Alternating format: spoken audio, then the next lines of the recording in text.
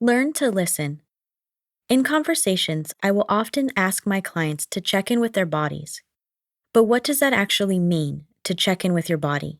Our soul communicates with us by way of our emotions, our physical body, and our energetic body.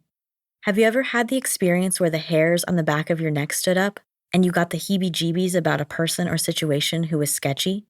Have you ever been so excited about something that you swear you could just pee your pants? Have you ever just known in your gut that something wasn't right?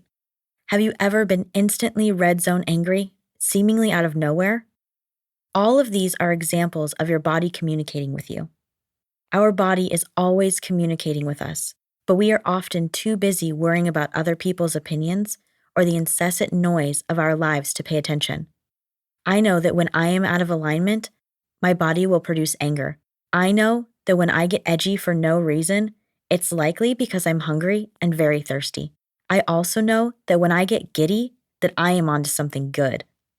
I know that when I feel the pull to retreat to alone time, I better find a way to have some time to myself to recharge my batteries, or I am a short fuse away from restless, irritable, and discontent.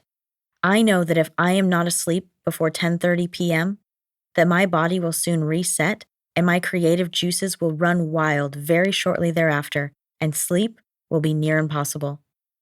I know my sexual yes. I know my sexual no. I know my energetic safety tells. I know when I have been hooked by an energetic vampire. I know when I am safe to proceed with courage.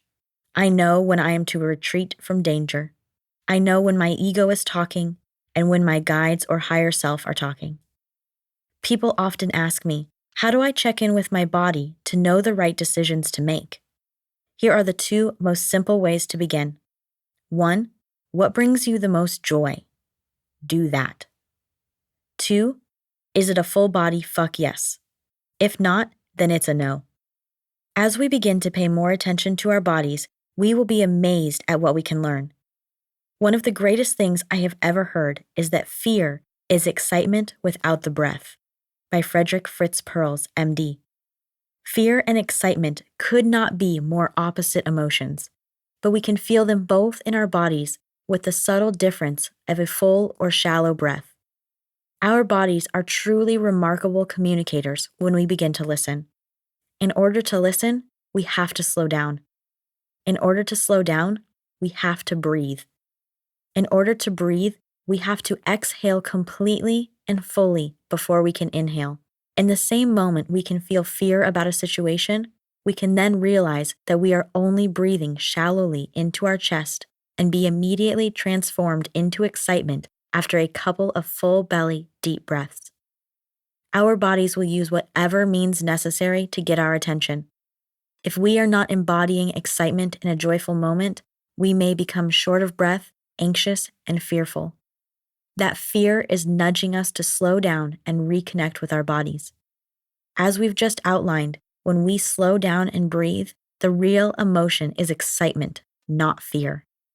I can summarize what my body has taught me in a few simple statements. 1. The path to fulfillment is to follow the joy. 2. Creative energy and sexual energy often feel like the same thing. 3. Anger, frustration, resentment, physical aches and pains, and dis-ease are all physical manifestations of being out of alignment. 4. If I do not listen to the subtle communications from my body, she will get louder and more abrasive until I am so uncomfortable that I cannot help but pay attention.